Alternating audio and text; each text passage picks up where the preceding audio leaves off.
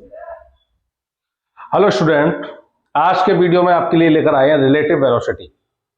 जब कोई व्यक्ति या कोई बोट नदी में नदी का जो जल है उसकी दिशा में, उसके विपरीत दिशा में या किसी कोण पर गति करती है तो रिलेटिव वेलोसिटी क्या होती है, यानी व्यक्ति की जो वेग है नदी के सापेक्ष या नदी का वेग व्यक्ति के सापेक्ष, या उस समय की बात कर सकते हैं जब कोई व्यक्ति गति कर रहा होता है और बारिश हो रही होती है तो बारिश की बूंदें उस व्यक्ति को कितने कोण पर उसके ऊपर गिरती हुई प्रतीत होती हैं। इस तरह से विदाउट रिलेटिव वेलोसिटी आप इनको सॉल्व नहीं कर सकते हो जब तक रिलेटिव वेलोसिटी के बारे में नहीं जान सकेंगे। और रिलेटिव वेलोसिटी के मैटर में स्टूडेंट्स इजी है, लेकिन कंफ्यूजन होने की वजह से काफ़ी गलतियां करते हैं। तो चलिए रिलेटिव वेलोसिटी को आपके सामने अब लेकर आ रहे हैं और बड़ा ही इजी टॉपिक है, थोड़ा सा समझेंगे और इजी हो जाएगा। लेकिन उससे पहले हम आरंभ करते हैं आपको स्थिति सदिश से। स्थिति सदिश से जब आरंभ करते हैं, स्थिति सदिश पोजीशन वेक्टर, मान लीजिए O है, ये यहां पर कोई ऑब्जेक्ट है और यहाँ कण 1 है, पार्टिकल 2 है, एक कण है और ये कण 2 है। ये किसी चाल से गतिशील है, गतिमान कण है ये, और किसी समय पर इस ऑब्जेक्ट के सापेक्ष इस जो पार्टिकल कण 1 है इसका स्थिति सदिश है वेक्टर r1 और पार्टिकल 2 है इसका स्थिति सदिश है वेक्टर r2, ऑब्जेक्ट O के सापेक्ष। और यदि आपको निकालना है r21, इसको बोलेंगे ऑब्जेक्ट 2 का यानी पिंड 2 का 1 के सापेक्ष स्थिति सदिश। जो पहले लिखा जाएगा उसको बोलेंगे उसका स्थिति सदिश होगा, जो बाद में लिखा जाएगा उसके सापेक्ष होगा। यानी कण 2 का स्थिति सदिश कण 1 के सापेक्ष उसी समय पर जिस समय पर ऑब्जेक्ट O के सापेक्ष 1 और 2 के स्थिति सदिश आपको दे रखे हैं, उसी समय पर कण 2 का कण 1 के सापेक्ष स्थिति सदिश। स्थिति सदिश भी कह सकते हो इसको, आप विस्थापन सदिश भी कह सकते हो, पोजीशन वेक्टर या डिस्प्लेसमेंट वेक्टर कह सकते हो। तो इसे निकालने के लिए 2 के स्थिति सदिश में से कण 1 का स्थिति सदिश घटा दिया जाता है। अब इसका हम t के सापेक्ष इनका कर देते हैं डिफरेंशिएशन। t के सापेक्ष इसका डिफरेंशिएशन करते हैं तो यह आ जाएगा vector r21 d upon dt is equal to d upon dt of r2 minus d upon dt of r1। ये हो गया विस्थापन और ये हो गया टाइम, इंटरवल ऑफ टाइम। तो विस्थापन बटे समयांतर, विस्थापन बटे समयांतर, विस्थापन बटे समयांतर क्या होता है? वेलोसिटी। ये वेलोसिटी कौन सी हो जाएगी? कण 2 की वेलोसिटी 1 के सापेक्ष, और ये कण 2 की वेलोसिटी हो जाएगी v2 और ये कण 1 की वेलोसिटी v1। तो इसका मतलब है, इसे आप ऐसे बोलोगे, v21 लिखा हुआ है वेक्टर, तो इसे बोलेंगे आप कण 2 का आपेक्षिक वेग, रिलेटिव वेलोसिटी, आपेक्षिक वेग। ये जो रिलेटिव वेलोसिटी है कण 2 की, वो किसके सापेक्ष है? कण 1 के। आपेक्षिक वेग कण 1 के सापेक्ष। अब मान लीजिए आपको जो पोजीशन वेक्टर है, कण 1 का पोजीशन वेक्टर निकालना है आपको 2 के सापेक्ष, तो उसे कैसे लिखा जाएगा? r12। कण 1 का आपेक्षिक वेग 2 के सापेक्ष, या सीधा सीधा ऐसे बोल सकते हो, सॉरी वेग नहीं है अभी, ये स्थिति सदिश। कण 1 का स्थिति सदिश 2 के सापेक्ष, तो क्या बोलेंगे, कैसे निकालेंगे इसको? कण 1 के स्थिति सदिश में से कण 2 का स्थिति सदिश घटाकर, अब क्या कर दोगे इसका? t के सापेक्ष इसका डिफरेंशिएशन कर दें तो d oblique dt of r12 is equal to d oblique dt of r1 minus d oblique dt of vector r2। अभी मैं बता रहा था इसे स्थिति सदिश या विस्थापन सदिश भी बोल सकते हैं। तो आपके सामने है विस्थापन बटे समयांतर, विस्थापन बटे समयांतर, विस्थापन बटे समयांतर। तो ये विस्थापन जो कार्य कर रहा है इस समय 1 के सापेक्ष कण 1 का विस्थापन सदिश है कण 2 के सापेक्ष।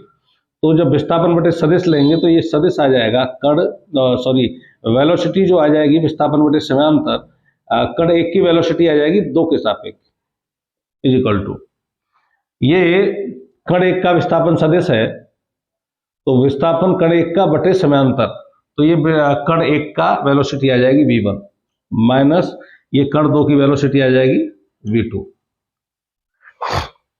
इसको लिखा जाएगा कण, दिख रहा है यहां, लिख सकते हैं अभी, इसे लिखा जाएगा कण 1 का आपेक्षिक वेग, कण 1 का आपेक्षिक वेग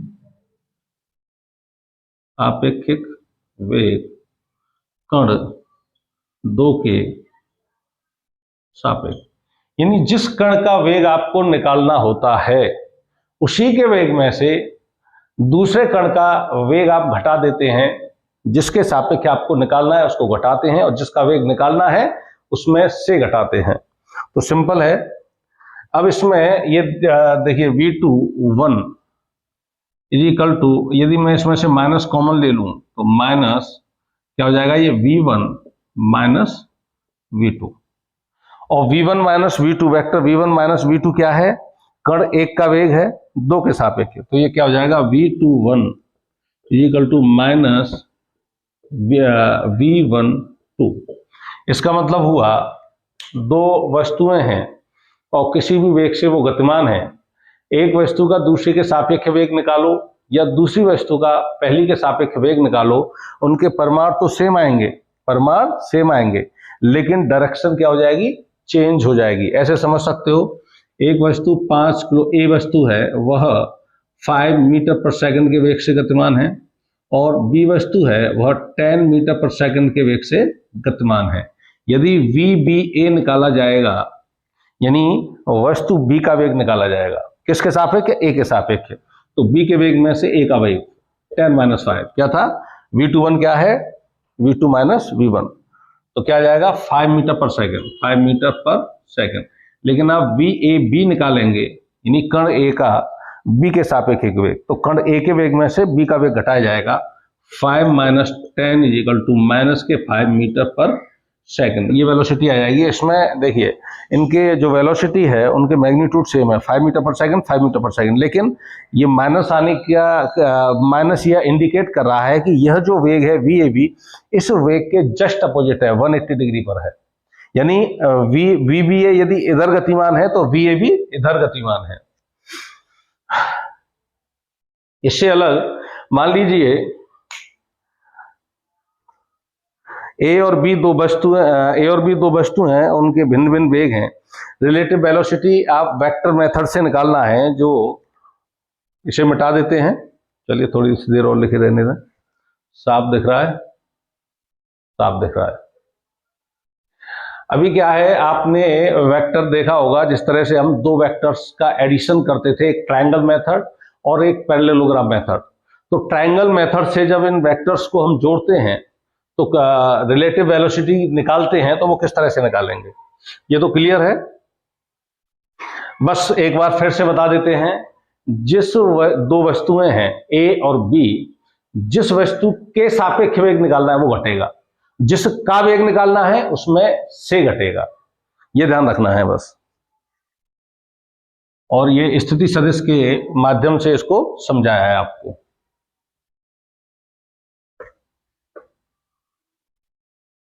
अब बता रहे हैं इसके रिलेटिव वेलोसिटी निकालना, एक तो ये तरीका हो गया। दूसरा तरीका रिलेटिव वेलोसिटी का, मान लीजिए ये वेक्टर ए है, ये वेक्टर बी है, इसका वेग है VA और इसका वेग है VB, और दोनों थीटा कोण पर हैं। दोनों वेक्टर हैं, वेक्टर A VA वेग से गतिमान है, वेक्टर B जो कि VB वेग से गतिमान है। अब आपको निकालना है VBA, वेक्टर VBA। तो जब वेक्टर VBA लिखा है तो आप समझ सकते हैं कि B का आपको वेग निकालना है और कण A के सापेक्ष या वस्तु A के सापेक्ष वेग निकालना है। तो अभी क्या आया था, b के वेग में से a के वेग को घटाया जाएगा, यानी vb माइनस va। और जब भी वेक्टरों को जोड़ा जाता है या घटाया जाता है, घटाने में भी वेक्टर्स को जोड़ते हैं। जिस वेक्टर्स को उसमें ट्रायंगल मेथड में जो पूरा वीडियो है उसमें बड़े स्पष्ट तरीके से आपको समझाया हमने। जिस वेक्टर को घटाना है उसको क्या कर देते हैं, उल्टा करके उसको जोड़ देते हैं, है ना। ये क्या है, वेक्टर बी में से वेक्टर वी बी में से वेक्टर बी ए को घटाया जा रहा है, और ये क्या है, वेक्टर बी में माइनस वेक्टर बी ए को जोड़ा जा रहा है। यानी ये यदि मैं इसको इस तरह से लिख दूं, दोनों के लिए ब्रैकेट यूज करूं, तो वेक्टर वी बी में से वी ए को क्या किया जा रहा है, घटाया जा रहा है। और ये क्या कह रहा है, वेक्टर वी बी में माइनस वेक्टर बी ए को जोड़ा जा रहा है। तो वी ए को माइनस वेक्टर बी ए करना है, तो क्या करेंगे, इसकी डायरेक्शन चेंज कर देंगे। ये वी बी है, यहां से ये वेक्टर वी ए था और इधर हो गया ये माइनस वेक्टर बी ए। क्या करना है, वी बी में माइनस वेक्टर बी ए को जोड़ना है। तो जोड़ने के लिए क्या करेंगे, अब ट्रायंगल मेथड हम यूज कर लेते हैं। ये कोण थीटा था, ये कोण क्या था, थीटा। तो ये जो कोण है, अब वेक्टर वी बी और वी ए के बीच जो कोण बनेगा, ये पूरी 180 की लाइन है, थीटा निकल गया तो ये कितना बनेगा, 180 माइनस थीटा का कोण बन जाएगा। और पैरेललोग्राम मेथड के माध्यम से या ट्रायंगल मेथड से जो वेक्टर्स को जोड़ा जाता था वो हम पहले क्लियर कर चुके हैं। पाई माइनस थीटा कर देता हूं मैं इसको। अब पैरेललोग्राम के मेथड से जब जोड़ेंगे तो क्या करते हैं, यह जो वेक्टर है इसके पैरेलल यहां से एक लाइन खींच लेते हैं और इसके पैरेलल यहां से एक क्या करना है, हमें पैरेललोग्राम बनाना है। यहां से इसके पैरेलल एक लाइन ये खींच लेते हैं, ये बन गया पैरेललोग्राम। और इस पैरेललोग्राम का जो विकर्ण होगा वह इन दोनों का रिजल्टेंट कहलाएगा। यानी ये वेक्टर वी बी और प्लस माइनस वेक्टर बी ए, ये होगा वी बी ए, ये वाला वी बी ए। यदि आपने उस समय वेक्टर पढ़े हैं तो इजी समझ में आ रहा होगा, और यदि कोई कंफ्यूजन है तो वेक्टर्स का एडिशन और रिजल्टेंट वेक्टर किस तरह से निकालते हैं, एक बार वो वीडियो देख सकते हो। अब यहां पर ये जो वेक्टर बी बी ए है, ये बी बी और माइनस बी ए का वेक्टर बी ए का ये रिजल्टेंट है। और रिजल्टेंट के लिए हम यूज करते थे आर बराबर under root A square plus B square plus 2ab cos थीटा। तो रिजल्टेंट वेक्टर क्या है यहाँ, वी बी ए। तो V B A is equal to under root, दो वेक्टर कौन से हैं जिनका रिजल्टेंट आप निकाल रहे हो, एक है वेक्टर माइनस बी ए और एक है वेक्टर बी बी। तो ए का square minus vector B A का मॉडुलस का स्क्वायर आएगा, संख्यात्मक मान रखा जाता है, प्लस वी बी के मॉडुलस का स्क्वायर प्लस 2 बी ए का मॉडुलस, बी बी का मॉडुलस और कॉस इन दोनों के बीच का कोण। अब इन दोनों के बीच का कोण, वी ए और वी बी के बीच का कोण तो थीटा है, लेकिन माइनस बी ए और वी बी के बीच का जो कोण है वह 180 माइनस थीटा है। तो यहाँ कॉस के साथ जो आएगा वो 180 माइनस थीटा आएगा। तो V B A is equal to minus का स्क्वायर प्लस हो जाएगा वी ए का स्क्वायर प्लस वी बी का स्क्वायर और 2 वी ए बी बी, और यहाँ cos 100 minus theta 180 minus theta, ये सेकंड चतुर्थांश में आएगा। और 180 कॉस का कॉस रहेगा, सेकंड में साइन और कोसेक प्लस के होते हैं, ये माइनस का आएगा, minus 2 V A V B cos theta. तो जब रिलेटिव वेलोसिटी आप निकालेंगे तो रिलेटिव वेलोसिटी के लिए ये फॉर्मूला आपके सामने है। यदि 90 डिग्री का कोण होगा तो सिर्फ अंडर वी ए का स्क्वायर प्लस वी बी का स्क्वायर यहां तक रह जाएगा, और कोण 90 का न होकर कुछ और है, यानी सेकंड चतुर्थांश में पड़ रहा है, तो यहां माइनस आ जाएगा। इसके बाद ये प्रमाण आ गया। इसके बाद जो रिजल्टेंट वेक्टर है इसका कोण हमें यदि ज्ञात करना है तो यानी अल्फा कोण हमें ज्ञात करना है, ये कोण, ये तो 180 minus theta vector V B और बी ए का 20 का कोण आ गया। सेकंड दूसरा पेन ले लेते हैं अभी। अब आपको ज्ञात करना है अल्फा, ये जो रिजल्टेंट वेक्टर है वी बी ए, यह किस कोण पर होगा, इस अल्फा कोण को अब ज्ञात करना है। छोटा कर देते हैं इससे भी। ये अल्फा रिजल्टेंट जो वेक्टर है उसका कोण हमें ज्ञात करना है। तो क्या करें, यहां से एक परपेंडिकुलर डाल देते हैं हम। ये एक परपेंडिकुलर डाल दिया। देखिए ये जो वेक्टर वी बी है, ये भी वेक्टर वी बी है, ये वाला, और ये माइनस वेक्टर वी ए है, तो ये भी माइनस वेक्टर वी ए है, क्योंकि पैरेललोग्राम है। अब ये कोण थीटा है, तो यह भी कोण क्या हो जाएगा, थीटा हो जाएगा। तो इसका प्रक्षेप जो आएगा, है ना, इसे मैं कर दूं ए बी और सी, इसका जो प्रक्षेप आएगा वेक्टर वी बी का ए बी पर, तो वो ए बी बराबर आ जाएगा, ये क्या है, V B, V B cos theta, V B cos theta, ये प्रक्षेप ए बी बराबर वी बी कॉस थीटा। क्योंकि हमने जब वेक्टर्स के रिजॉल्व करते हैं विन कंपोनेंट्स में, तो बताया था जिस एक्सिस से कोण दे रखा होता है वेक्टर उस पर रिजॉल्व होकर कॉस के साथ आता है, और सेकंड जो परपेंडिकुलर एक्सिस होती है उस पर साइन के साथ आता है। अब इसकी परपेंडिकुलर एक्सिस कौन सी हो जाएगी, ये तो हो गई क्षैतिज एक्सिस, और इसकी परपेंडिकुलर एक्सिस कौन सी है, ये, इस पर आ जाएगा साइन के साथ, यानी B C, B C is equal to हो जाएगा वी बी साइन थीटा। अब आपको टेन अल्फा निकालना है, ये अल्फा निकालना है, तो इसे मैं कर देता हूं ओ, ट्रायंगल ओ बी सी में, ट्रायंगल यहां लिख देते हैं, ट्रायंगल ओ बी सी में।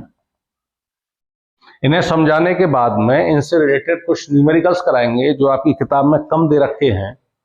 देख रहा है, आपकी किताब में कम दे रखे हैं, तो थोड़ा इधर उधर से हमने न्यूमेरिकल्स लिए हैं, तो ये सारी चीजें जो हम समझा रहे हैं वो उनमें जाकर अच्छी तरह से और क्लियर हो जाएंगी। ट्रायंगल ओ बी सी में, तो ये भुजा कितनी हो जाएगी, ये यहां से यहां तक जो भुजा है ये है वी ए, क्या इसका जो मैग्नीट्यूड है वो वी ए है। वी, अब ओ बी हमें निकालनी है, तो इस वी ए में से हमें इसको घटाना होगा। ये हो जाएगी ओ बी इक्वल टू हो जाएगी ओ ए में से किसको घटा दिया जाए, ए बी को।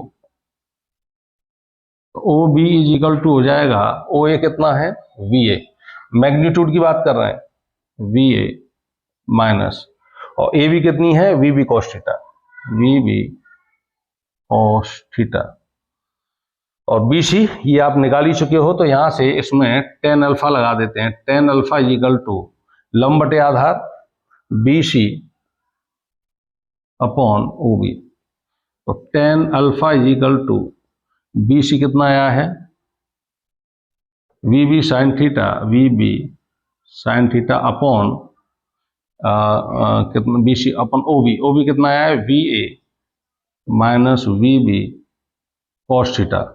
Alpha equal to tan inverse V B sine theta upon V A minus V B cos theta.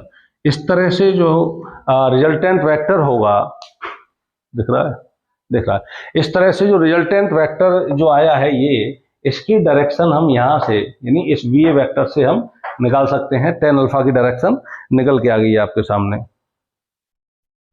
इसके बाद है व्यक्ति और वर्षा की स्थिति, आपको बताते हैं। दो वेक्टर्स दे रखे हैं, इन्हीं के आधार पर व्यक्ति और वर्षा की स्थिति के बीच, तैराक और नदी की स्थिति के बीच जो रिलेटिव वेलोसिटी है उसको ज्ञात करेंगे। तो पहले कंसेप्ट करेंगे उसके, और उसके बाद 3-4 न्यूमेरिकल्स हैं वो आपको बताए जाएंगे।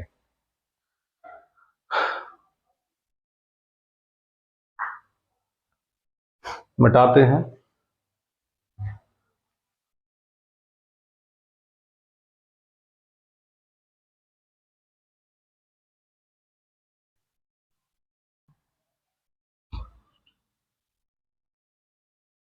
इसके बाद है व्यक्ति और वर्षा की स्थिति। व्यक्ति मान लीजिए क्षैतिज दिशा में चल रहा है, और बारिश जो होती है वो वर्टिकली डाउनवर्ड, इस तरह से बारिश की डायरेक्शन होती है। लेकिन जब व्यक्ति चलता है तो बारिश की बूंदें उसे तिरछी दिखाई देती हैं। तो उस समय की जो स्थिति होगी, मान लीजिए वर्षा की जो वेलोसिटी है, रेन वी ले लेते हैं, और व्यक्ति की जो वेलोसिटी है उसे वी ले लिया जाता है। वर्षा की जो वेलोसिटी है उसे वी और व्यक्ति की वेलोसिटी को वी ले लेते हैं। तो अब हमें निकालना है VRM या VMR। VRM ही निकालते हैं वैसे तो यह है। तो VRM से मतलब हो गया आपका, VRM से मतलब हो गया वर्षा का वेग किसके सापेक्ष, व्यक्ति के, मैन के सापेक्ष। वर्षा का वेग और व्यक्ति के सापेक्ष आपको निकालना है। तो कैसे निकालेंगे, बताया था अभी, जिसका वेग निकालना होता है उसमें से जिसके सापेक्ष निकालते हैं उसको घटाया जाता है। तो कैसे निकालोगे, VR माइनस VM। अब इनके बीच का जो कोण होगा, अब यहां एक डायग्राम बना देते हैं। व्यक्ति की डायरेक्शन क्षैतिज होगी और वर्षा इस तरह से हो रही है। इन दोनों के बीच का जो कोण होगा वो 90 होगा, लेकिन बावजूद उसके व्यक्ति को जो वर्षा है वह तिरछी होती हुई दिखाई देगी। यह वेलोसिटी होगी VRM, तिरछी जो वेलोसिटी होगी। वर्षा की वेलोसिटी किसके सापेक्ष है, और व्यक्ति के सापेक्ष है। और जो बारिश एक्चुअल जो हो रही है वो कौन सी किस डायरेक्शन में हो रही है, ऊर्ध्वाधर नीचे की ओर, ये VR। और व्यक्ति जो जा रहा है वो कैसे जा रहा है, क्षैतिज जा रहा है।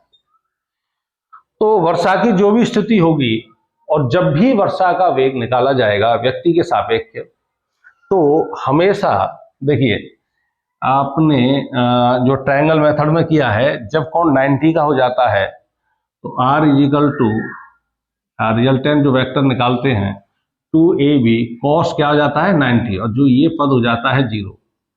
तब रिजल्टेंट जो वेक्टर आता है वह उसी तरह से आता है जैसे पाइथागोरस थ्योरम में क्या निकालते हो, हाइपोटेनस, कर्ण को निकालते हैं। तो यहाँ इन दोनों वेक्टर्स के बीच व्यक्ति की डायरेक्शन ये है और वर्षा की डायरेक्शन ये है। इन दोनों के बीच जो कोण बन रहा है वो 90 का है, यानी ये भी 90 का होगा। 90 का कोण है, और जब 90 का कोण है दोनों वेक्टर्स के बीच, इनका रिजल्टेंट जो निकाला जाएगा VRM is equal to under root में VR का स्क्वायर प्लस VM का स्क्वायर। तो यहां से वर्षा का वेग आ जाएगा उस व्यक्ति के सापेक्ष। और कोण निकालना है तो यह व्यक्ति को जो बारिश है किस कोण पर आती हुई प्रतीत होगी, या फिर ये कह सकते हैं कि व्यक्ति को उस बारिश से बचने के लिए जो छाता है कि किस एंगल पर सेट करना पड़ेगा। तो बारिश जितनी तिरछी आएगी छाते को भी उतना तिरछा करना पड़ेगा, और यदि वर्टिकली डाउनवर्ड बारिश हो रही है तो छाता को सीधा रखकर बारिश से बचा जा सकता है। लेकिन इस स्थिति में सीधा रख के बारिश से नहीं बचा जा सकता है। बारिश इस तरह से आ रही है तो छाते को भी इसी तरह से लगाना पड़ेगा। तो वह कोण जो थीटा है, वह कोण जो बारिश तिरछी पड़ रही है वह कोण है थीटा। तो यहां से निकाल लेते हैं tan थीटा लंबटे आधार VM और आधार का कार्य करेगा VR, इनका मॉडुलस। तो theta is equal to tan inverse VM upon VR।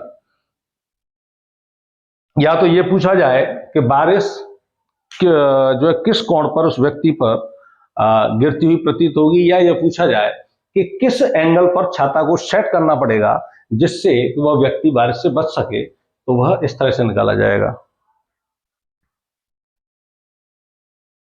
इसके बाद तैराक और नदी की स्थिति।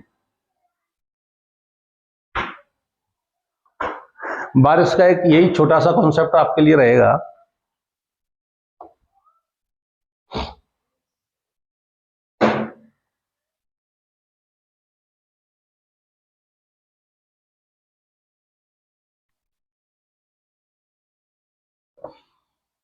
बारिश के लिए हमेशा जो रिजल्टेंट आएगा वो इसी तरह से आएगा, हाइपोटेनस की तरह से, क्योंकि बारिश हमेशा वर्टिकली ही ली जाएगी और व्यक्ति जो चलेगा वो क्षैतिज चलेगा। तो थीटा बारिश और व्यक्ति के बीच में क्या रहेगा, 90 रहेगा। तो रिजल्टेंट जो वेलोसिटी होगी, या ये कहा जाए कि वर्षा का वेग व्यक्ति के सापेक्ष वो इसी तरह से आएगा। और जो थीटा आएगा, जो तिरछी जो स्थिति बनेगी बारिश की, वो थीटा लंब बटे आधार, यानी व्यक्ति का वेग बटे बारिश का वेग, थीटा को निकाल सकते हैं। किस एंगल पर छाता को सेट किया जाए या किस ऊर्ध्व से किस एंगल पर बारिश उस व्यक्ति को होती हुई प्रतीत होगी, उसके लिए इस तरह से निकालेंगे।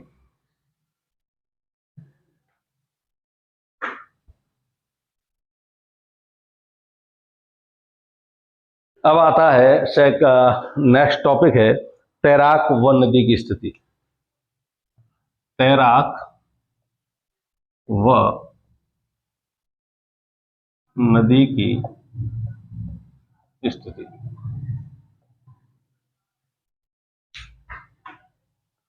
मान लीजिए किसी व्यक्ति का जो वेग है वो vm है जल के सापेक्ष। कोई व्यक्ति vm वेग से पानी के सापेक्ष तैरता है और पानी का जो वेग है, लिख देते हैं, व्यक्ति का वेग जल के सापेक्ष vm और जल का वेग जमीन के सापेक्ष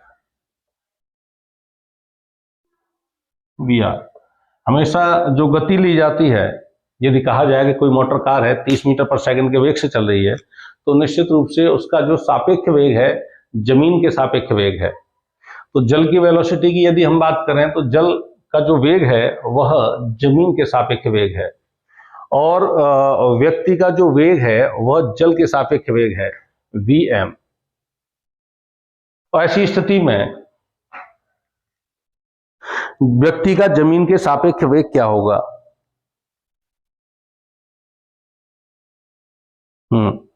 इसमें दो स्थितियां बनाते हैं। नंबर 1, जल की दिशा में, और सेकंड नंबर रहेगा जल के विपरीत दिशा में।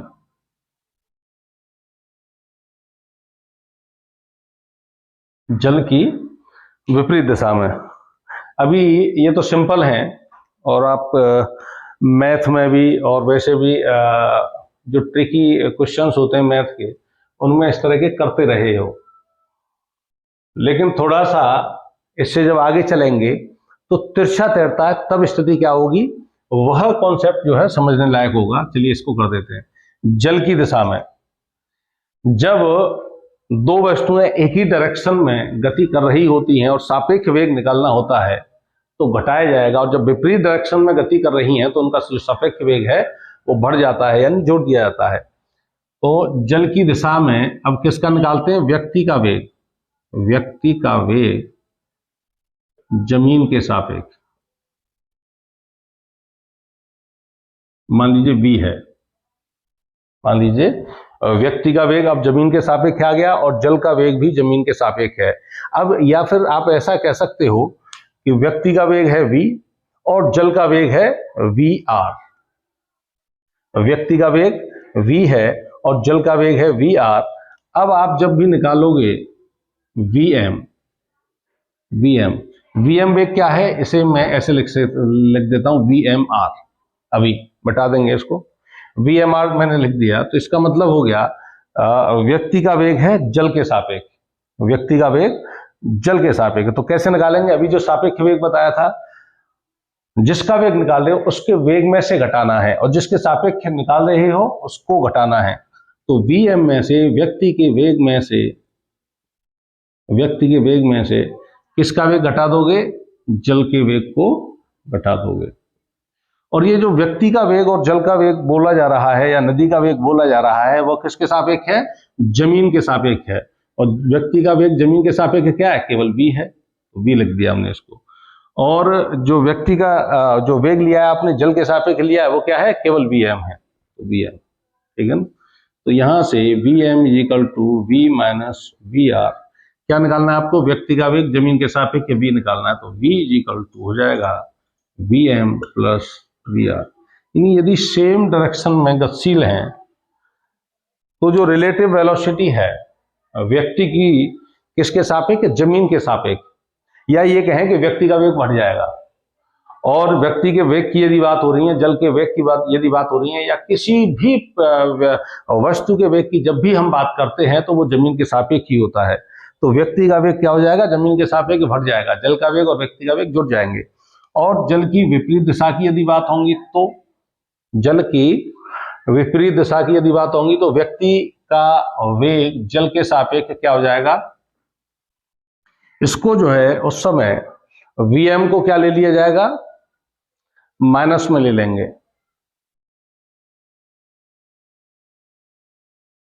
तो Vm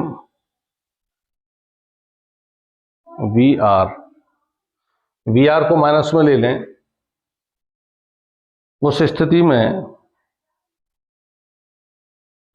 Vr जो दिशा है, किसी एक दिशा को विपरीत लिया जाएगा तो उस समय नदी के जल की दिशा को विपरीत ले लेंगे। अभी जो निकाला जाएगा इस समय जल की विपरीत दिशा में, तो व्यक्ति का वेग जल के सापेक्ष क्या निकालेंगे, mr, m मीन्स मैन हो गया, r4 हो गया रिवर, व्यक्ति का वेग हो गया जल के सापेक्ष। तो क्या करोगे, व्यक्ति के वेग में से जिसे v लिखा जा रहा है उसमें से जल के वेग को घटा देंगे। और जल के वेग को घटाने के लिए क्या करें, इसको घटाएंगे माइनस लेकर, विपरीत दिशा, जल की क्या है विपरीत दिशा। एक सेकेंड,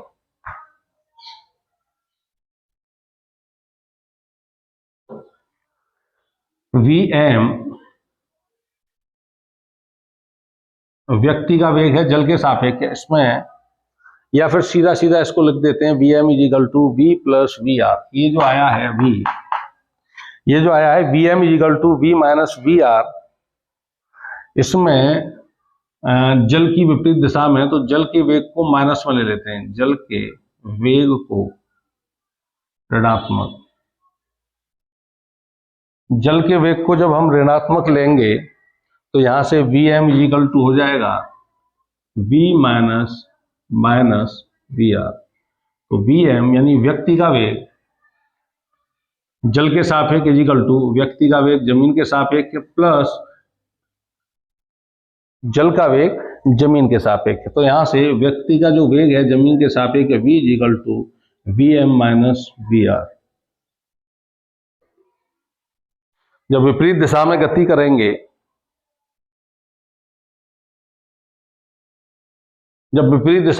करेंगे, देखिए यहां उल्टा है, जब यदि जमीन पर विपरीत दिशा में जा रहे हैं, एक दूसरे के सापेक्ष वेग निकाला जाएगा तो बढ़ जाएगा, जुड़ जाता है।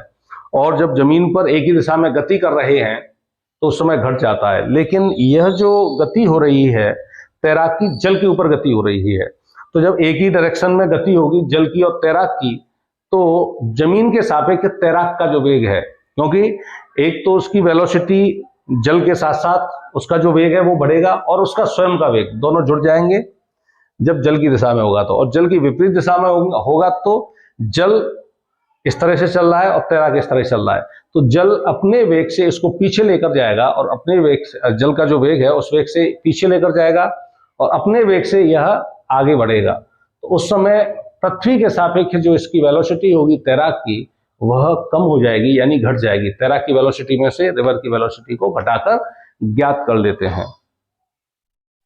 तो ये तो सिंपल कॉन्सेप्ट है, जब भी जल की दिशा में हो तो रिलेटिव वेलोसिटी जुड़ जाएगी और जल की विपरीत दिशा में होंगे तो रिलेटिव वेलोसिटी के लिए क्या हो जाएगा, घट जाएगी।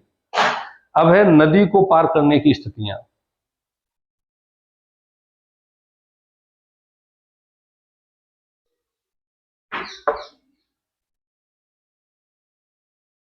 नदी को पार करने के लिए पहले है न्यूनतम दूरी में पार करना है, यानी जो है नदी में जो जल है वो प्रवाहित हो रहा है और एक कॉर्नर से दूसरे कॉर्नर पर पहुंचना है। न्यूनतम दूरी से मतलब है एकदम जिस किनारे पे आप खड़े हो उसके जस्ट अपोजिट में जो किनारा है वहां पर पहुंचना है, वह न्यूनतम दूरी होगी।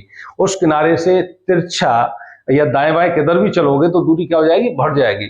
उस स्थिति में देखते हैं न्यूनतम दूरी के लिए, न्यूनतम दूरी में नदी पार करने के लिए, न्यूनतम दूरी में नदी पार करनी है। ये नदी है जिसकी चौड़ाई है d, और यहां से ये इसका ये कॉर्नर है, इसमें ये जल फ्लो हो रहा है और जल फ्लो की डायरेक्शन है, ये क्या है, जल का वेग v r है ये। और यदि मान लीजिए यहां व्यक्ति है और स्थिर है, तो जल क्या होगा, अपने वेग से इसको आगे की ओर ले जाएगा। अब इसको यहां से न्यूनतम दूरी के लिए क्या होगा, न्यूनतम दूरी से इसको यहां से ऐसे सीधे सीधे इस पॉइंट पर पहुंचना होगा, ये न्यूनतम दूरी है। यदि ऐसे तिरछा जाएगा तो दूरी अधिकतम हो जाएगी, इससे तिरछा जाएगा तो दूरी अधिक हो जाएगी। अब क्योंकि जल जो है प्रवाहित हो रहा है v r वेग से, और व्यक्ति का जो वेग है जल के सापेक्ष वो vm है, तो व्यक्ति को यदि यहां ऐसे सीधे जाएगा तो जल का जो वेग है वह भी इसको प्रवाहित करके ले जाएगा, तो यहां न जाने की बजाय वो इस तरह से तिरछा इस कॉर्नर पर कहीं पहुंचेगा, वो न्यूनतम दूरी नहीं होगी। अगर मान लीजिए इसको इसी कॉर्नर पर पहुंचना है, तो नाविक को या तैराक को इस तरह से थीटा कोण बनाते हुए इस ओर चलना होगा, जिसके कारण जल का जो वेग है इसको प्रति सेकंड, जो जल का वेग है प्रति सेकंड, वो इसको इधर इस डायरेक्शन में लेता जाएगा वी आर वेलोसिटी से।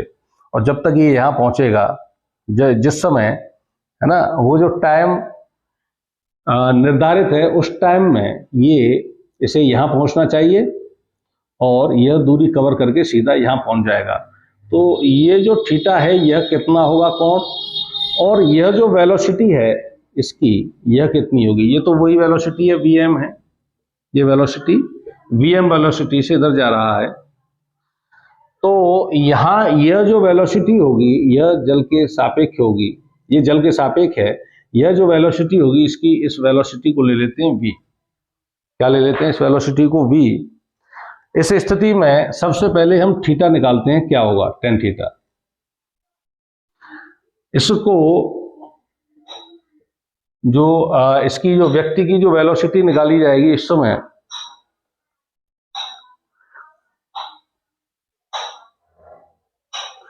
थीटा और अल्फा ये ले लिया इसमें, चलिए आप इस तरह से ले लीजिए।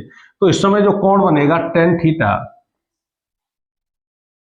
वी आर को हमने इस तरह से अपोजिट करके ले लिया माइनस वी आर, और ये वी एम वेग से चल रहा है और ए से किस पॉइंट की ओर चल रहा है, सी पॉइंट की ओर, और ये बी पॉइंट है इसके जस्ट अपोजिट। सी पॉइंट पर पहुंचेगा नहीं, डायरेक्शन है सी पॉइंट की ओर इसकी, लेकिन जल की जो वेलोसिटी है उस वेलोसिटी से ये क्षैतिज लेकर जाएगा और ये परपेंडिकुलर चलेगा। तो यहाँ इसे पहुंचना है, इसको पहुंचना है, तो ये कोण कितना बनाया जाए, तो कोण होना चाहिए tan theta is equal to minus V R modulus upon V M का मॉडुलस। तो tan theta is equal to V R बटे V M, theta is equal to tan inverse V R बटे वी एम। यानी इस कोण पर इस तरफ जाए ये इसका, यदि जल की धारा से कोण की बात करोगे तो जल की धारा क्या डायरेक्शन ये है, और ये डायरेक्शन या जल की धारा की इस डायरेक्शन को मैं यदि ले लूं और हमने भेजा इसको इस डायरेक्शन में, ठीक है ना, तो ये कोण थीटा आप निकाल लोगे, उसके बाद इसमें इस 90 को और ऐड कर दोगे तो जल की धारा से आपको दिशा मिल जाएगी कि इस कोण पर चलना चाहिए। शांत जल है तो सीधा सीधी सी बात है, जो वेग है उस वेग से चल दे, शांत जल है तो सीधा यहाँ पहुंचेगा, थीटा 90 पर। थीटा किस पर चलना चाहिए, 90 पर न्यूनतम दूरी तय करेगा। लेकिन जल जब प्रवाहित है तो यह 90 और प्लस थीटा ही हो जाएगा, और इस थीटा को निकालने के लिए क्या करेंगे, theta equal to tan inverse velocity of water and velocity of man, या जो स्विमर है जो तैराक है उसकी वेलोसिटी, इससे जो है वेलोसिटी निकाल लेते हैं और रिजल्टेंट वेलोसिटी भी निकाल देंगे।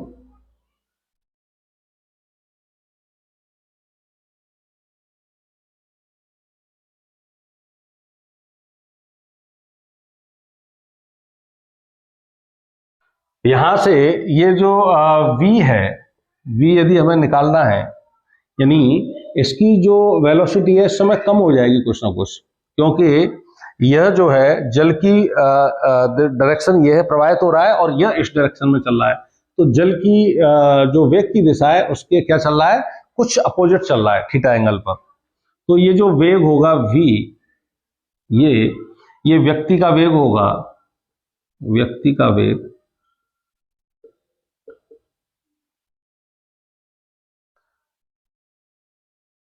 जमीन के सापेक्ष।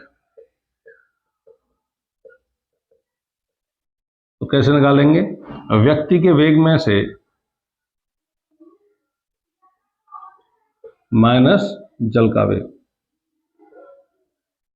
व्यक्ति का वेग कितना है, vm, vm में से घटा देंगे vr को, या फिर आप इस तरह से भी देख सकते हो,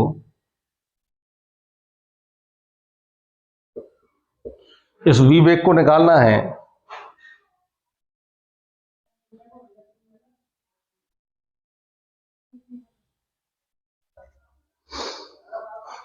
v वेग को निकालना है। तो ट्रायंगल जो मेथड था वो इस तरह से आपको बताया गया था, vector a vector b, vector a और b को जोड़ना है तो वेक्टर a के हेड से वेक्टर b के टेल को लगाते हुए खींच देते हैं और ये रिजल्टेंट हो जाता है, ठीक है ना। और यदि घटाना है तो वेक्टर b से a को घटाना है तो हेड की ये vector a plus vector b हो जाता है। और यदि घटाना है तो इस तरह से वेक्टर a और वेक्टर b पैरेललोग्राम मेथड में, और जिस तरफ आप रिजल्टेंट का टेल करोगे तो वेक्टर b में से वेक्टर a को ये घटाया जा रहा है। इस तरह से रिजल्टेंट जो है यह शो करता है vector b minus vector a। तो यहाँ जो वेक्टर इसको वेक्टर b को आप निकालेंगे तो vm के वेग में से vr को रिड्यूस करके निकालेंगे, इसमें से, या ये कहें कि यह जो वेक्टर v है यह इन दोनों के रिजल्टेंट का योग है, और इसमें ये जो वेक्टर है ये माइनस के vr है। तो जब इन दोनों को जोड़ेंगे तो वेक्टर vm माइनस वेक्टर के vr ये निकल के आ जाएगा आपके सामने। ये है वेक्टर मेथड। ये क्या है, इसे आप लिखेंगे vector v is equal to vector vm minus vector vr। लेकिन जब इसका मॉडुलस निकालेंगे हम वेक्टर v का जब मॉडुलस निकालेंगे तो v इज इक्वल टू, क्योंकि यहां जो एंगल है वो 90 डिग्री है, vm को जब निकालेंगे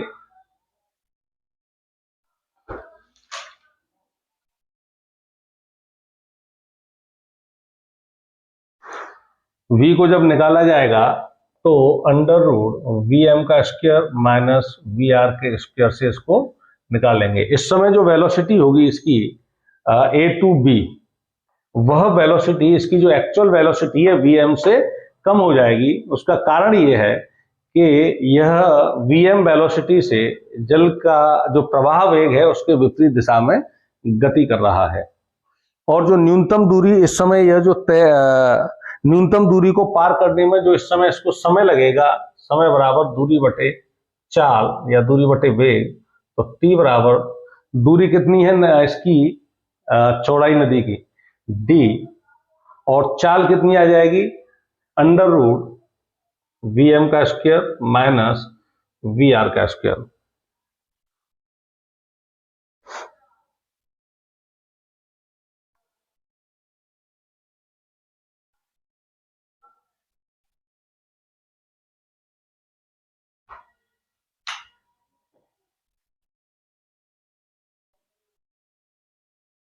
इसको आप एक तरीके से और समझ सकते हो, थोड़ा सा, एक सेकंड।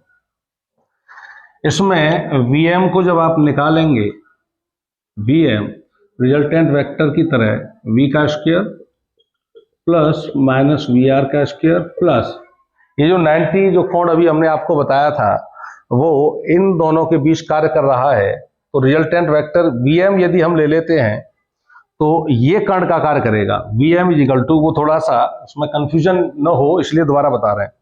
तो vm is equal to v का square plus minus V R का square plus 2 Vm into minus V R, ये मॉडुलस आता है, इंटू कॉस 90। ये क्या हो जाएगा, पूरा जीरो हो जाएगा। तो Vm यदि मैं वर्क कर दूं तो Vm का स्क्वायर इक्वल टू हो जाएगा V का स्क्वायर प्लस VR का स्क्वायर, और यहां से V स्क्वायर इक्वल टू हो जाएगा, कहां लिखा था अभी, V स्क्वायर इक्वल टू हो जाएगा Vm का स्क्वायर माइनस VR का स्क्वायर।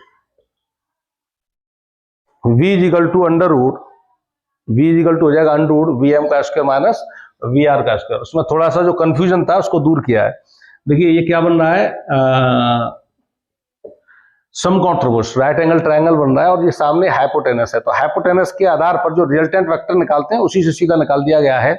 और यह जो रिजल्टेंट वेलोसिटी इस समय जो होगी, सीधे जो अपोजिट पॉइंट है उस पर जाने के लिए इस समय रिजल्टेंट वेलोसिटी इसकी ये होगी, तो जो एक्चुअल वेलोसिटी थी उस तैराक की वह कम हो जाएगी, और ए से बी तक पहुंचने में जो समय लगेगा दूरी बटे चाल, और दूरी क्या है डी, यहां से यहां तक पहुंचने में, यानी नदी की चौड़ाई डी है तो दूरी डी हो गई बटे चाल। और चाल कौन सी आएगी इस समय, ये आपको व्यक्ति जो है ऐसे सीधा जाता हुआ प्रतीत होगा, जो यहां से थीटा एंगल पर, या ये कहो 90 प्लस थीटा एंगल पर, जो नदी के विपरीत दिशा में जा रहा था। न्यूनतम समय, ये तो है न्यूनतम दूरी में लिया गया समय। यदि न्यूनतम दूरी तय करनी, न्यूनतम दूरी में लिया गया समय, और न्यूनतम समय में यदि नदी पार करनी हो तो यह न्यूनतम दूरी में नदी पार करने के लिए लिया गया समय। अब न्यूनतम समय में नदी को पार करना है तो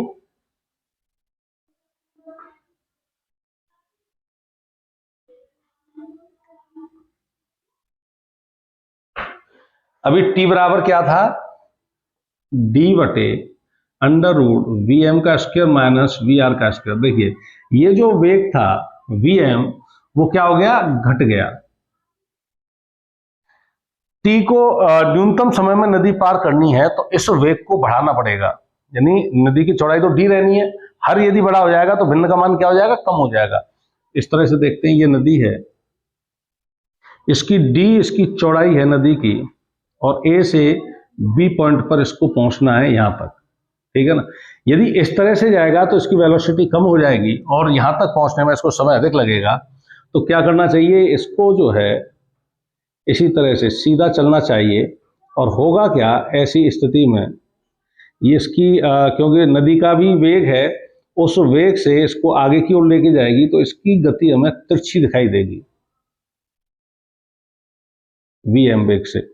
ये Vm वेग से सीधा जाएगा, Vm वेग से सीधा जाएगा, और हमें जो दिखाई देगी इसमें दो स्पीड होंगी, एक तो नदी की जो जल है उसका भी वेग होगा, और व्यक्ति का खुद तैराक का भी वेग होगा। इसको हमने लिख दिया V, और नदी जो है VR वेग से आगे की ओर जा रही है।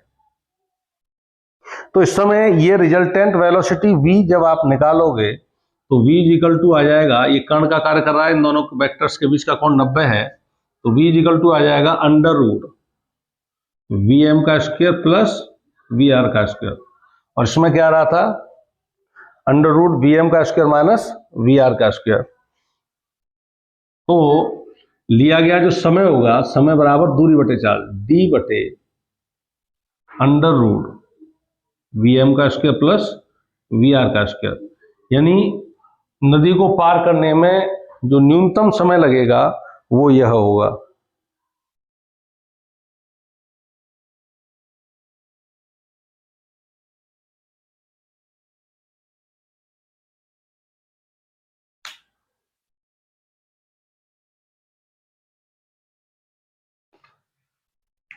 ये रिजल्टेंट वेलोसिटी इसकी आ जाएगी।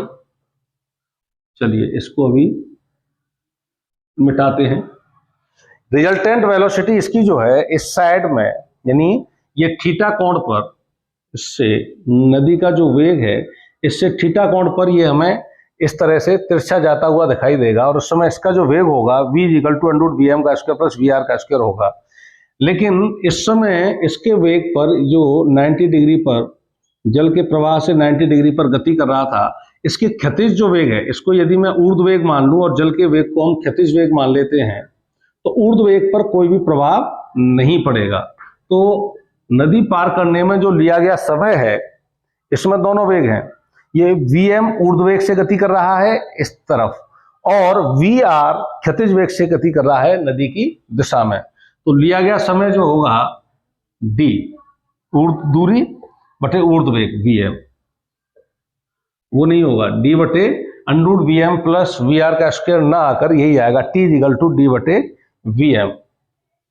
और तैराक द्वारा तय की गई क्षैतिज दूरी, मान लीजिए ये इसे पहुंचना था यहां, सीधा यहां जा रहा था, और यहां ना पहुंच के इस पॉइंट पर पहुंचा ये, तो ये क्षैतिज दूरी लें, तैराक के द्वारा तय की गई क्षैतिज दूरी। क्षैतिज दूरी बराबर समय गुणा क्षैतिज चाल, क्षैतिज चाल। समय t कितना है, d बटे vm इंटू क्षैतिज चाल क्या है इसकी, जो नदी के, ये क्षैतिज चाल जो नदी के जल की है, नदी के जल की चाल क्या है, vr। यानी जिस पॉइंट पर ये डायरेक्ट ये ऐसे जा रहा था, जिस पॉइंट पर इसको पहुंचना था, उससे कितनी दूरी पर ये पहुंचेगा, वो ये क्षैतिज दूरी है। d नदी की चौड़ाई बटे उस व्यक्ति का वेग इंटू नदी का वेग। इससे रिलेटेड कुछ सवाल हैं, 3 सवाल कराते हैं इससे रिलेटेड। ये जो कॉन्सेप्ट बताए हैं ये आपके जो है आसानी से क्लियर हो जाएंगे। अच्छा, टाइम हो गया, काफी टाइम हो गया, अभी जल्दी करा देते हैं इनको।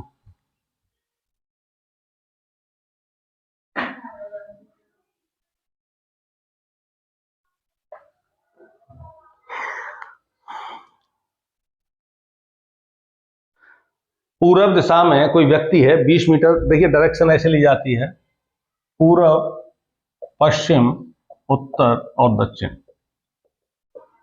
कोई व्यक्ति है पूर्व दिशा में 20 मीटर पर सेकंड के वेग से चल रहा है, मान लीजिए va वेग है ये, va बराबर 20 मीटर पर सेकंड के वेग से चल रहा है पूर्व दिशा में, और बारिश हो रही है 30 मीटर पर सेकंड के वेग से। जब बारिश हो रही है तो निश्चित रूप से पूर्व दिशा में इस तरह से होगी बारिश, अब क्या 30 मीटर प्रति सेकंड, ये भी मान लिया हमने। जब व्यक्ति ऐसे चल रहा है, बारिश इस तरह से ऊर्ध्व दिशा में हो रही है, तो बारिश कैसे दिखाई देती है हमको, तिरछी होती हुई। तो बारिश जो है इस तरह से तिरछी होती हुई दिखाई देगी, ये बारिश की जो है स्थिति होगी। इस यह कितने कोण पर होगी, ऊर्ध्व से, थीटा ये हो गया तो थीटा ये हो जाएगा, शीर्षाभिमुख कोण है। यह ऊर्ध्व से किस कोण पर होगी, उसे निकालने के लिए ये जो वेक्टर बी ए है, इसको हम इधर ले लेते हैं माइनस वेक्टर बी ए, और क्या बना लेते हैं, पैरेललोग्राम, इस तरह से, ये यहां तक ले लो। तो ये जो विकर्ण है v, यह बारिश की एक्चुअल जो स्थिति दिखाई देगी उसका कार्य करेगा। तो v इजिकल टू हो जाएगा परिणामी वेग बारिश का, v is equal to V B ये हो गया, और V A minus V A है, तो माइनस वी ए हो गया, v is equal to under root V B का square plus minus B A का square. 20 metre per second V A है, और 30 मीटर पर सेकंड बारिश का वेग है, तो 30 का स्क्वायर प्लस 20 का स्क्वायर, ये प्लस ही हो जाएगा, 900 plus 400 under root 1300, 10 root 13 metre per second के वेग से बूंदें उस व्यक्ति को गिरती हुई दिखाई देंगी। किस ये कहा जाए कि ऊर्ध्व से किस कोण पर गिरती हुई दिखाई देंगी, या फिर ये कहा जाए कि छाता उसे किस तरह से लगाना चाहिए जिससे वो बारिश से बच सके, तो ये निकालिए यहां से tan थीटा इक्वल टू लंब बटे आधार, वी ए, थीटा के सामने ये लंब और ये आधार हो गया, V A upon V B. V A कितना है 20, प्रमाण लिया जाएगा इसका, माइनस नहीं लगाना है, 20 अपॉन 30, तो theta equal to tan inverse 2/3। आपको tan थीटा बराबर 2/3, tan के मानों में आपको नहीं पता है टेबल में, तो सीधा सीधा आप लिख देंगे theta equal to tan inverse 2/3। Angle पर छाता लगाया जाए, या ये कहा जाए इतनी तिरछी, ऊर्ध्व से इतनी तिरछी गिरती हुई बूंदें उस व्यक्ति को दिखाई देंगी। सेकंड क्वेश्चन,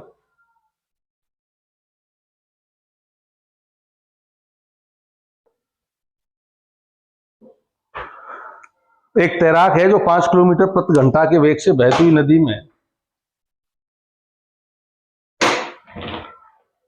5 किलोमीटर प्रति घंटा के वेग से बहती हुई नदी में जल के सापेक्ष 10 किलोमीटर प्रति घंटा की चाल से तैर सकता है। वह अपने प्रारंभिक बिंदु से ठीक विपरीत दूसरे किनारे पर पहुंचने के लिए किस दिशा में तैरेगा? ये नदी है। व्यक्ति का जो वेग है वो है 10 किलोमीटर पर आवर और जल का वेग है 5 किलोमीटर पर आवर। इसे ए से और बी तक सामने अपोजिट पॉइंट पर पहुंचना है। जल इस तरह से फ्लो हो रहा है, तो यदि सीधा सीधा जाएगा तो कहां पहुंचेगा? आगे जाकर तो क्या करेगा? थोड़ा सा तिरछा इस तरह से जाएगा जिससे कि इस बिंदु पर ये पहुंच सके। तो ये कोण हो गया मान लीजिए थीटा, और ये वेग की डायरेक्शन हमने उल्टा ले लिया। नदी का वेग क्या है? इस तरह से, तो वेग हमने इस तरह से ले लिया माइनस वी आर, और व्यक्ति का वेग क्या है? वी एम, 10 किलोमीटर प्रति घंटा है। तो इसके लिए क्या करेंगे हम? क्या निकालना है पहले? किस दिशा में तैरेगा? थीटा निकालना है। टेन थीटा, टेन थीटा लंब बटे आधार। तो आधार कौन सा आएगा इसमें? ये आएगा। तो इस वेग को पहले आपको निकालना पड़ेगा। तो ये वेग हो जाता है मान लीजिए v। तो v इक्वल टू क्या आएगा? अभी जो आया था अंडर रूट, या फिर ये कर दीजिए यहां से वी एम ही ले लो, वी एम का square is equal to V का स्क्वायर प्लस वी आर का माइनस वी आर का स्क्वायर, वी आर स्क्वायर। क्या निकालना है आपको? v निकालना है। V square is equal to V M का स्क्वायर माइनस वी आर का square. v is equal to under root V M का स्क्वायर माइनस वी आर का स्क्वायर। वी एम क्या? 10 का स्क्वायर माइनस 5 का स्क्वायर, अंडर रूट 75। b बराबर आ जाएगा 5√3 metre प्रति सेकंड। यानी इस समय जो हमें इसका वेग प्रतीत होगा 5√3 मीटर प्रति सेकंड के वेग से सीधा ए से बी की ओर जाता हुआ प्रतीत होगा। और उस समय इसका जो कोण है यहां से जो बनाया हुआ होगा वो क्या होगा? टेन थीटा बराबर लंब बटे आधार वी आर बटे बी। तो tan theta is equal to V R कितना है? 5 अपॉन लंब बटे आधार 5√3। 5 से 5 कट गया, तो टेन थीटा का मान यहां से निकल आएगा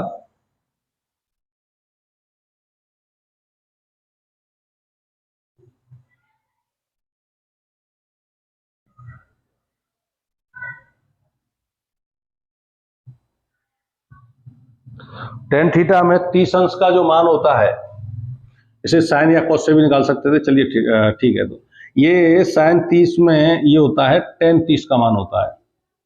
तो थीटा इक्वल टू हो गया 30 अंश। अब यदि ये पूछा जाए कि जल की धारा से क्या कोण बनाया गया? जल की धारा ये जा रही है इधर और कोण ये बनाया गया है ये वाला। तो 90 ये हो गया और प्लस 30 ये हो गया। तो 90 प्लस 30 बराबर 120 अंश का कोण जल की धारा से, जल की धारा से 120 अंश के कोण पर ये तैरेगा, तब एग्जैक्ट ए से बी की ओर पहुंचेगा। और आगे क्या पूछ रहा है? 100 मीटर की चौड़ाई है तो इसे पार करने में कितना समय लगेगा? समय बराबर दूरी बटे चाल। समय t equal to D upon समय इक्वल टू दूरी बटे चाल। चाल कौन सी होगी? ये v वाली, ठीक है ना, क्षैतिज चाल, ऊर्ध्व चाल इसे कह सकते हैं। तो d बटे v हमने निकाल लिया, ये रहा 5√3। कितना आया ये? 5√3 मीटर पर सेकंड है, किलोमीटर प्रति घंटा है? किलोमीटर प्रति घंटा आएगा ये, km per hour. Metre per second में चेंज करना चाहो तो मीटर पर सेकंड में चेंज कर सकते हैं, लेकिन क्योंकि ये सारी दोनों चालें जो है किलोमीटर प्रति घंटा में दे रखी हैं, और डी कितना है? इसकी चौड़ाई है 100 मीटर। नदी की चौड़ाई 100 मीटर है, तो उसे पार करने में कितना समय लगेगा? समय बराबर दूरी बटे चाल। तो t equal to D 100 metre का मतलब हो गया 100 इंटू 1000 का इसमें भाग देंगे तो 0.1 हो जाएगा। 100 अपॉन 1000 3.1, तो ये हो जाएगा 0.1 किलोमीटर बटे 5√3। इतनी किलोमीटर प्रति घंटा ये समय लगेगा, घंटे में आ जाएगा। और इसे यदि आपको सेकंड में बदलना है तो इसमें 3600 का गुणा करके सेकंड में ये समय निकाल सकते हो। t इक्वल टू 0.1 इंटू 3600 बटे 5√3, तो t बराबर आ जाएगा 360/5√3। सॉल्व कर लेंगे इसको। 41.67 सेकंड के लगभग आ जाएगा ये। इसका भाग देंगे t = 360/5 × 1.7, 7×5 = 85, 360/8.5 और 8.5 का इसमें भाग दे देंगे 360 में, 0 बढ़ा दो 85 हो जाएगा। चलो 30, 5 ज़्यादा हो जाएगा, 4 बार जाएगा, 4 पन्ना 20, 3 33 34, 20 बचा 200, 200 में चला जाएगा 3 बार, 24, 2 बार, 2 पंजे 10, तो 70 बचे 30, तो 42 पॉइंट समथिंग इस तरह से आ जाएगा, समय निकल के आ जाएगा। इसके बाद नेक्स्ट जो सवाल है आपका,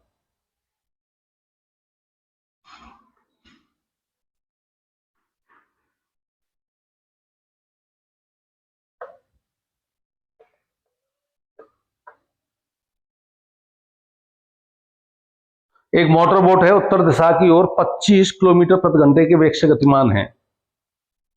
उत्तर की दिशा में, पूरब, पश्चिम, उत्तर और दक्षिण। मोटर बोट की डायरेक्शन ये है और इसकी वेलोसिटी है 25 किलोमीटर पर आवर, 25 किलोमीटर प्रति घंटे की वेग से गतिमान है। इस क्षेत्र में जल धारा का वेग 10 किलोमीटर प्रति घंटा है। जल का वेग, जल धारा की दिशा दक्षिण से पूरब की ओर 60 अंश पर है। ये रहा दक्षिण, ये पूरब। दक्षिण से पूरब की ओर 60 अंश के कोण पर है।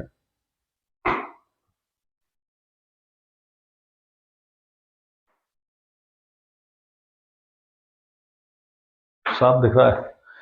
दक्षिण से पूरब की ओर 60 अंश के कोण पर है। तो इसमें पूछ रहा है मोटर बोट का परिणामी वेग क्या होगा। चलिए निकाल लेते हैं। इन दोनों का क्या करें, पैरेललोग्राम बना दो इन दोनों वेक्टर्स का, और इनका जो रिजल्टेंट होगा वही परिणामी वेग कहलाएगा। v = ये 60 अंश है, सीधी लाइन 120 अंश की 180 अंश की होगी, और उसमें से यदि 60 अंश ये निकाल दिया तो इन दोनों वेक्टर्स के बीच बनने वाला ये जो कोण होगा 120 अंश का होगा। अब जब दो वेक्टर हैं 120 अंश के कोण पर हैं तो उनके बीच का परिणामी जो वेक्टर है वो क्या होता है, r = a² + b² + 2ab cos θ से। तो v = va² + vb² + 2va vb cos θ।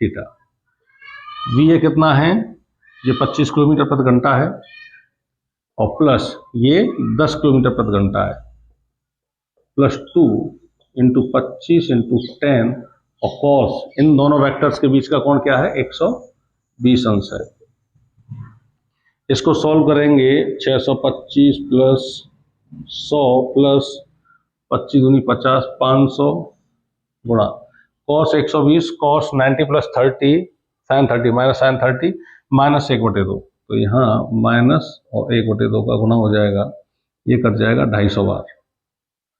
तो 725 में से 250 घटा देंगे, 525 475। √475 को सॉल्व करेंगे तो ये लगभग आ जाएगा